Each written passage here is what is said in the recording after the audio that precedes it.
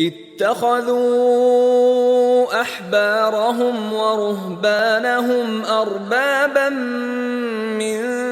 دون الله والمسيح ابن مريم وما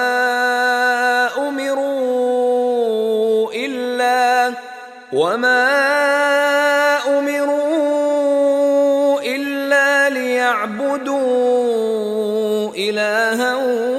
واحدا لا إله إلا هو سبحانه عما يشركون। उन्होंने अपने उलमा और मशाइख और मसीह इब्न मरियम को अल्लाह के सिवा खुदा बना लिया, हालांकि उनको ये हुक्म दिया गया था कि खुदाए वाहिद के सिवा किसी की इबादत न करें, उसके सिवा कोई माबूद नहीं और वो उन लोगों के शरीक मुकर्रर करने से पाक है।